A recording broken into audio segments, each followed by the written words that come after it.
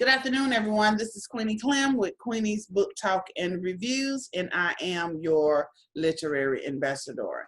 And today I have Nanette Buchanan on my channel today. Welcome, welcome, welcome. Thank you so much. How are you? Fine, how are you? I'm good, I'm good. Okay, tell us about yourself.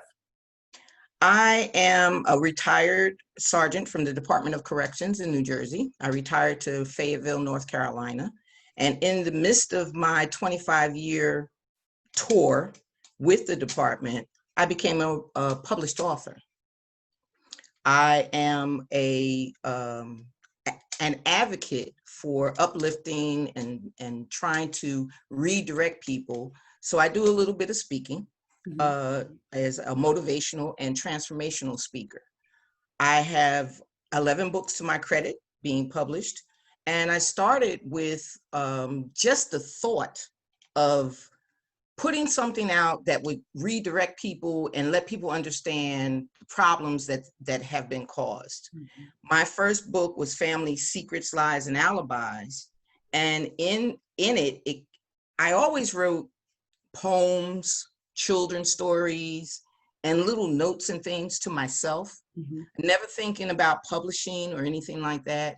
And as God would have it, during the time when my husband had a stroke, we were looking for a way to cover over some of the finances that we needed. And one of the things that came up was, well, why don't you publish the book? And I was like, I don't know if I want to publish a book. I don't know anything about the business side of publishing.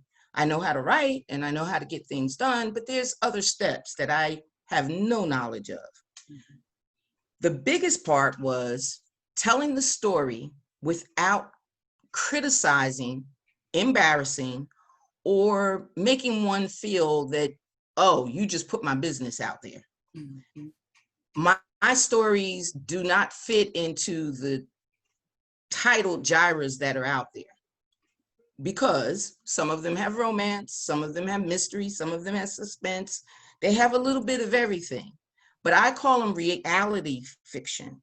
And the reason I say reality fiction is just like I said, when I started with Family Secrets, Lies, and Alibis, I was working 10 years with a young woman who came up to me after the birth of her child, coming off of maternity leave. She said, I want to talk to you about your husband. And of course, my first thing was, this chick just had a baby. Now she want to talk to me about my husband. What the heck is going on? And in finding out, she really wanted to know who her family was. She had just lost her brother that she knew. And her talking over with her mom, all she knew was the last name was Buchanan. And she said, I figured since we work together, I'd start with you. I don't know what his background is, but I've been told I have 3 brothers and possibly a sister. Well, my husband had 2 other brothers, and his sister was handicapped, although she was still living. That kind of brought up a question. Okay, this may very well be true. Bringing it home to my husband, of course, he didn't know anything about it. He said, I don't know what you're talking about. I don't know that girl. Of course, we had been working 10 years together. When he called the job, sometimes she would answer the phone. So there had been times where they had spoke. We had a cordial relationship. So in that, the next time she came and she said, well, I just want to know if he is a relative. We have an aunt that's being buried on the weekend. Sure enough, we were going to a funeral for that weekend. I told him again. He nudged a couple of people in his family, his mom, his brothers, and everybody said, no, I don't know. We don't know anything about that. Finally, she invited us to her house. And she said, I have to get this off of my chest because I'm thinking that I'm heading down the right path and maybe people are resilient to admit it. Sure enough, she showed him a picture of their father and her mother, and it was his father. So his thing was, suppose I fell in love with this girl. Her last name is not Buchanan. How would I know, with everybody denying what was the truth? He had a long talk with an uncle, actually a pinned in the corner talk with an uncle. And it was revealed that yeah, that was your father's secret. Well, the father was dead and gone. So how long do you hold on to a secret? We were all grown. We weren't children. So how long do you hold on to a secret? So thus, Family Secrets, Lies, and Alibis was born. It became, like I said, I didn't know anything about the business. It became a 750-page write, because what my husband wanted expressed was not only the situation, but the lies, the secrets, the hurt, the things that we couldn't understand, because why would you hold it? She was younger than his youngest sister, which obviously met after the father had left the family. He had another child. Mm-hmm. So where was the secret? Why was that such a big secret? Why didn't they know each other? And in her case, she wanted to know because she had two sons that didn't know anything about anyone else in their family. So why do we let legacy fall apart simply to keep secrets, to keep lies, you know, and make excuses? Why do we do that? So I wrote the book. The second part of the book, which was a part, at that time it was all one chapter, was why would my father do that? And that became a different kind of love. So I have Family Secrets and a different kind of love. And to me, that was my first book, and that was the end of everything. I'm not writing another book. I'm not doing this again. This is crazy. Because there, like I said, it's a business. So you have to learn about how to publish. Where do you go? What do I do about it? What is an ISBN? Who do I get to edit? How do I get a copy, copyright? What's going on? And in it, I got caught up in a scam and lost money, lost quite a bit of money, giving people thousands to do certain jobs, and the jobs weren't done. And in the end, I got caught up. So I decided I'm not doing it. It's not worth it. A lot of people do it because they're entrepreneurs and this is their bread and butter. But again, I was working for the state. So it wasn't my bread and butter. This was supposed to be something that I enjoyed, something that I got something out of and could possibly give someone else something out of it too. So I really, really, really did not want to spend another $4,000 to $5,000 to fix what cost me $7,000, $8,000. It was a big chance I was taking because I didn't understand the business. Sat back for about a year and said, okay, I'm going to revamp, redo what I have to do and learn this business, learn a bit about where do I go? Who do I see? How do I protect myself? How do I get these things done? So I did that. And in doing that, I released it in 2007. After the release, I got overwhelming responses. Of course, the book signing was full. When I unveiled the book, it was full. It was full of his family thinking that they were in the book. They wanted to know whether or not I had exposed them in the book. Well, what I do, and the reason why it's called reality fiction, is I take the reality topic, but the characters are fictional. The place is not set where it may have been, but the stories are real. So after those two, I went into a story of bruises and love. And that automatically set people to saying, oh, you're writing romance. No, the love was between a mother and a daughter and her not closing that relationship. And a lot of times when we're raising our children, they run and we don't know how to get them and we don't know what to do and we lose them. And this girl just felt like she could walk away from any problem she had. She didn't have to close the chapters. She didn't have to do anything, but it caused bruises. And we all know what bruises do. They get a scab, they get a scar, but when they get picked at, it's a new bruise. So I did that one. I've done one on suicide. I've done one on a wife finding out that her husband was gay. I've done titles that are really controversial, but they're topics we live with. Mm-hmm. And that's why I call it reality fiction. Well, that was in 2007 when I released Family Secrets. And now in 2019, my fans came back and said, well, what's going on with the Mintz family? Because that's who I put in Family Secrets, Lies, and Alibis. Mm-hmm. And I said, that story was a story based on a real situation. there is nothing else to the story. Happily ever after, amen. And they said, no, no, no, no, no, not the way you left it with the Mintz family. They had some more drama. They had some more secrets. They had some more problems. And I had to relook at it because as authors, we have to think about what our audience is seeking. We have to think about where our audience wants us to go and how they want us to evolve as writers, especially when you're writing fiction. If you're writing something that's true or self-help or things like that, that's a little different. But when you're writing fiction and they say, hey, I'm hungry for that mystery, or I'm hungry for that romance, or I'm hungry for that erotica, whatever it is that your audience is asking, in some way you've got to accommodate. So Duplicity is my latest book. And Duplicity takes the saga of the Mintz family further. It doesn't take the saga of the Buchanan family further, but it does bark on the Mintz family and the drama that they caused in Family Secrets and in A Different Kind of Love. What could go on?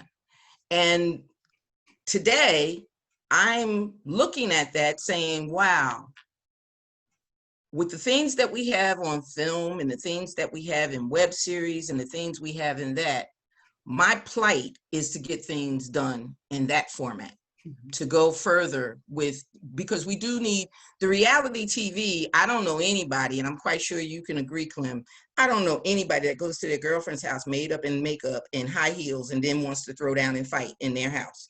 But that's what reality TV has shown us. I don't know that that happens in anybody's home. So my thing is to try to get something that's a little more real, a little more, touching the heart, because every book that I've written thus far, by the grace of God, has helped people. A lot of people have come to me and said, that was my story. That was me. I was in that situation. I even took the media on, where the media sometimes, we listen to the media and they're telling us about people's personal problems.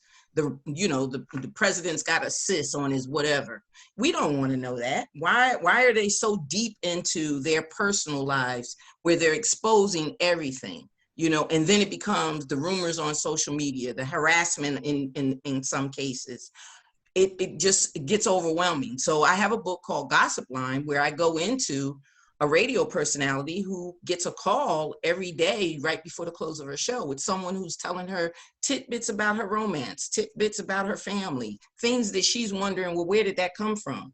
Yeah. Her personal character is being destroyed, but her ratings are hitting the roof because everybody loves the gossip. Everybody loves what's going on. But those are things that are personal. And sometimes you have to find out, well, what's up with this personal plunge and try to dig at me and try to get at me on my personal side when I'm doing something on my professional side. So I've taken on a lot of topics that have, deep-seated meanings, as well as doing speaking engagements that involve the same thing. Okay. Now you say your genre is what again? I usually put it under romance.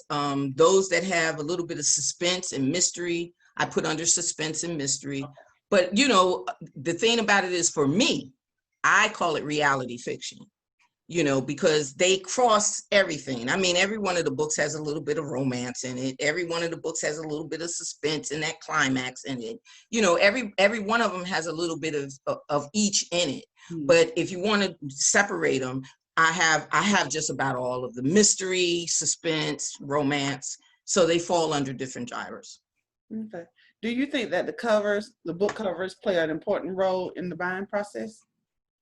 Yes, I know it does for me, especially for the people that have a job. They can't go to work with breasts and butts all over the cover. You know what I mean?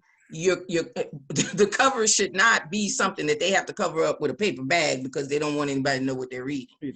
I do believe that the cover should in some way give you a tint of what you're going to read on the back of it as the synopsis. So on Family Secrets, if you notice, there's wedding rings, there's dead roses, and it's on a satin sheet. Now, I had someone tell me that they thought that I should change the cover because the cover, didn't give them much. But when I said to them, what do you think of when you see those dead roses and those thrown wedding rings? Those secrets broke up a home. Those secrets caused a problem in a marriage. Those secrets caused a death to someone who might have been in love and didn't know it. But you wouldn't know that until you turned it over and read the synopsis. So to me, it's just, the thing of connecting that cover with the synopsis in some way, so that some people are visual and some people take time to read. So if I'm looking at it visually and I want to pick it up, I wanted to look at it and say, oh, wow, what's going on with that? And then turn it over to find out what the synopsis is. Okay. How do you market your books?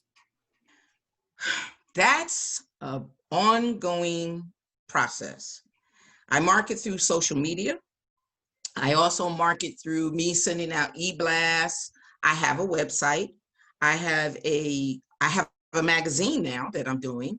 I have a podcast. So my books are on all three of those levels.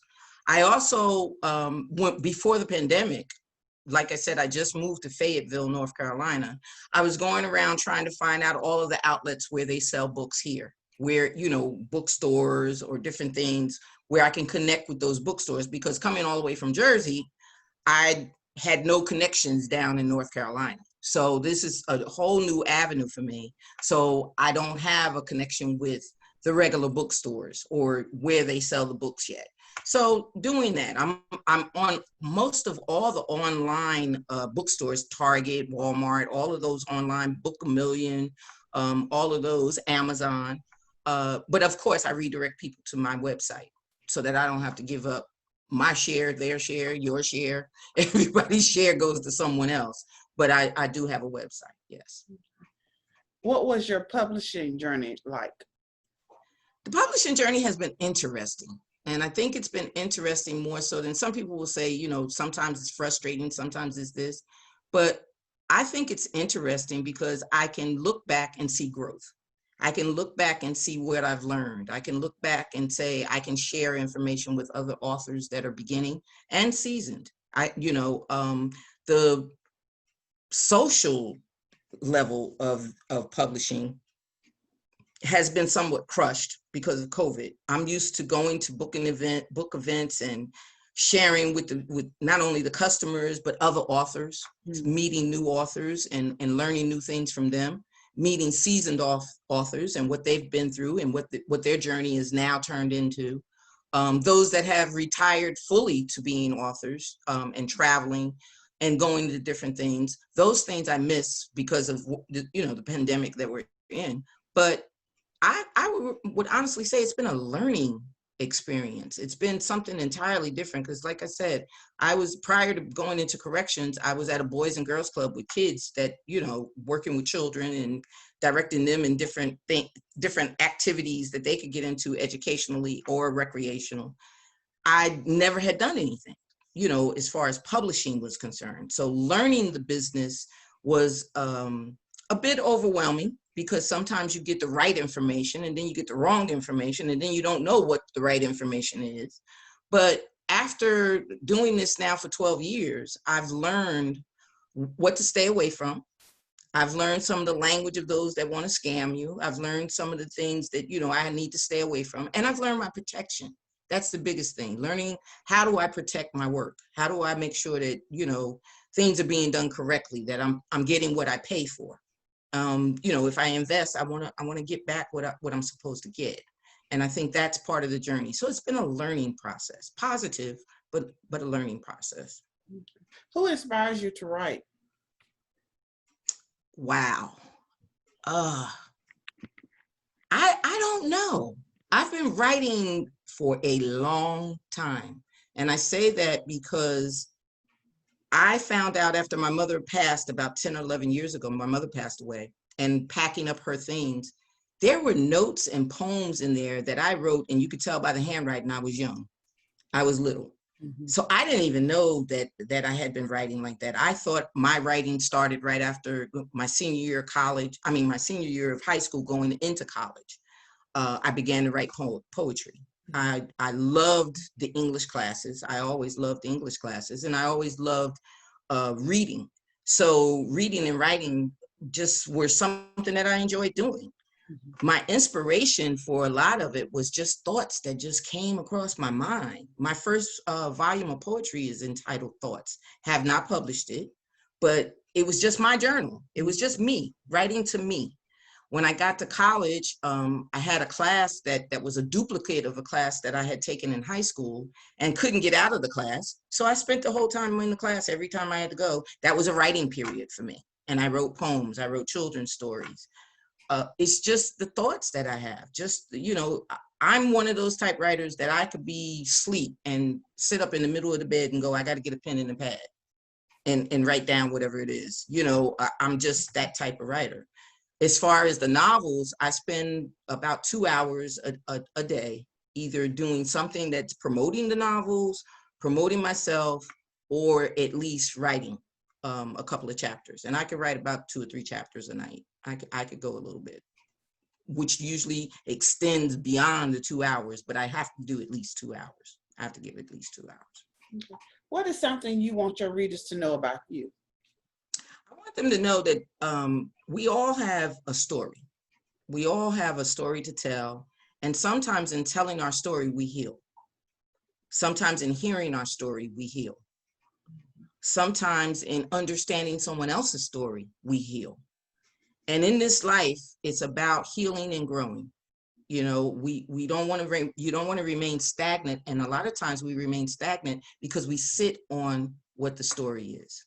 We sit on the problem, or we sit on the jubilance. Even in celebration, we want to constantly celebrate that one thing that we did right. We're supposed to live and grow. And the only way that I can see living and growing a lot of times is healing and moving on, even in celebration. Yeah, I won that award, go for the next one, push on, don't stop. What's the next level? Where are you going with it? What's your purpose? And I think that a lot of times we don't do that. So in writing these stories, I try to express what the problem is. I give you the nitty gritty of the problem. In one of the stories, I could remember wanting to kill the character off by page 50. I couldn't stand one of the characters in the book, but he was the antagonist, and I needed him to tell the story. I needed him to give the idea of your worst nightmare in a relationship. And the only way that I could do that was to make him good and ugly. And by page 50, I was tired of him. I actually was walking around talking to him when, like, look, you got to go, dude. I'm going to get rid of you. But the thing about it is, we have to be able to see the ugly in order to walk away from it, in order to heal from it, in order to overcome it, whatever it is. So in each of my stories, that's what I hope they get, to see the ugly. To see sometimes our oppression comes from that very person that's right next to you. Sometimes it comes from ourself, the one that we look in the mirror. So we need to know that. We need to know that. What are you currently working on right now? I'm currently working on a novel called The Corner Pew. And The Corner Pew is entirely different than what I thought it was going to be when I first started it, but I like where it's going. It's about a relationship between a young woman who is inspired by an older woman to be either a coach or a consultant, but through the church. She wants to do it through a ministry. She's not interested in being a minister, but she's interested in working with the minister.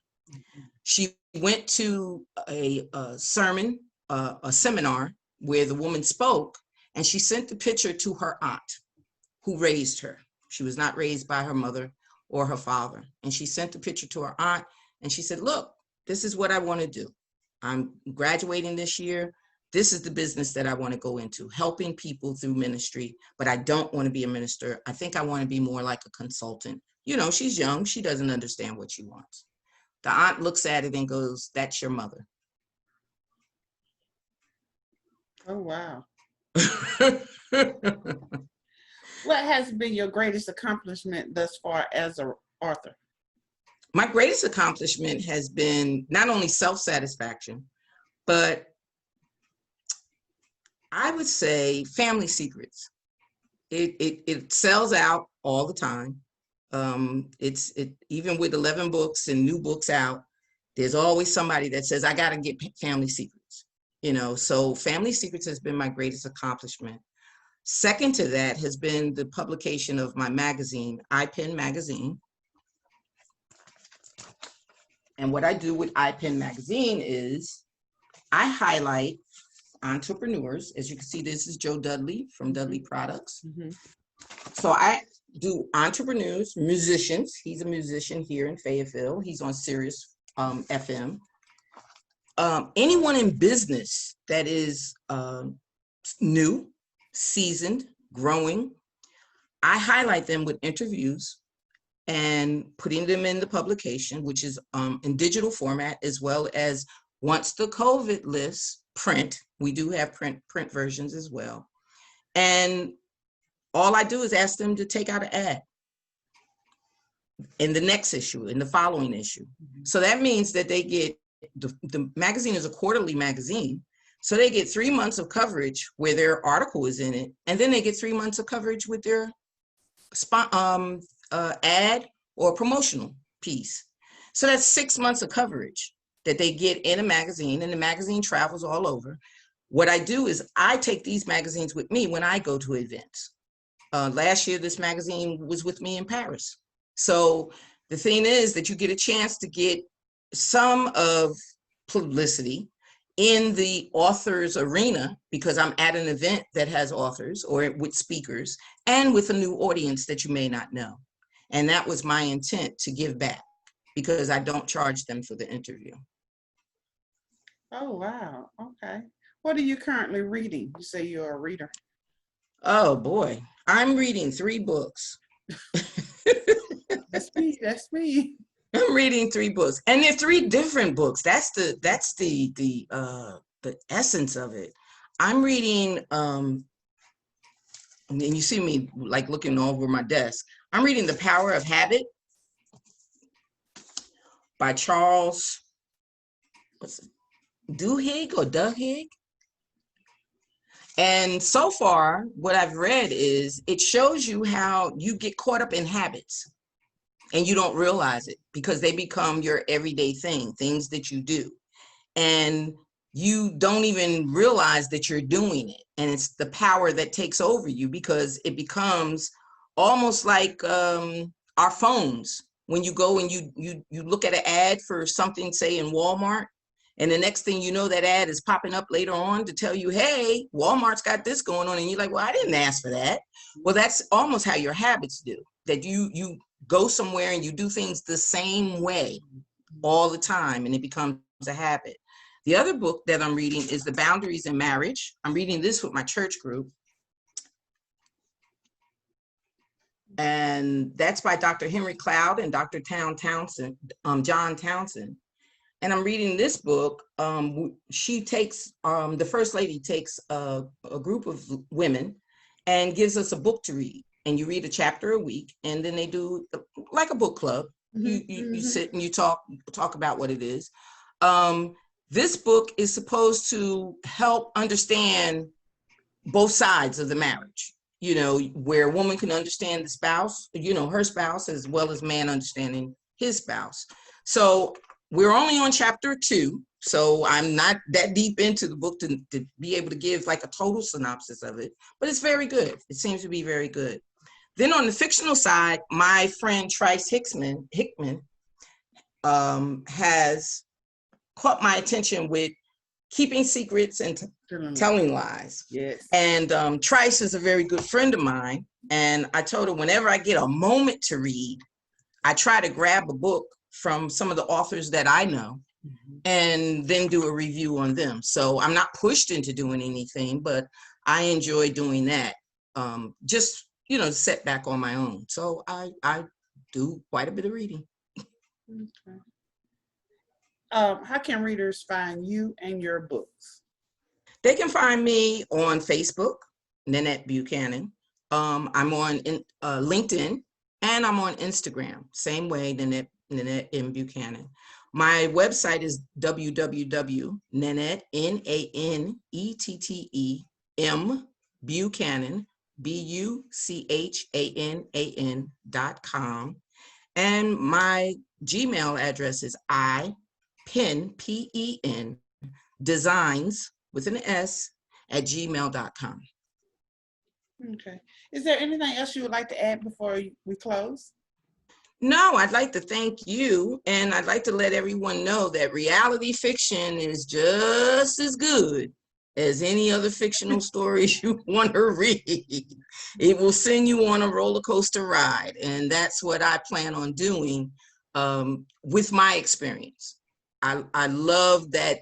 Wow. Even you, Clem, when I said that that was her mother, your first expression was, wow. All right. Thank you so much. But before we go, would you like to play a little game with me? I will. Okay, Yes. it's called My Favorites. Okay. Your favorite color? Green. Drink? Rum chata. Hobby? Writing. Item of clothing? A favorite item of clothing? Wow. Shorts. Okay. Something leisurely. And your favorite author and why? My favorite author. Wow. I'd have to say it's a toss-up between, I like Nika Giovanni and I like Maya Angelou, because that's where I started with poetry. Mm-hmm. And because I have a poetic start, even now as a person that writes novels, I still love poetry. I'm a lover of poetry, and some of their poems resonated so much when I was younger. When I was young and when I was writing, I could take one of their poems and just ride with it. It would bring me to a whole different level. It could change my attitude, my mood. So I would say Maya Angelou and Nikki Giovanni. Okay. Thank you for coming in today. I really appreciate it. Thank you. All right. This is Queenie Clem with Queenie's Book Talk and Reviews. Happy reading. Bye, y'all.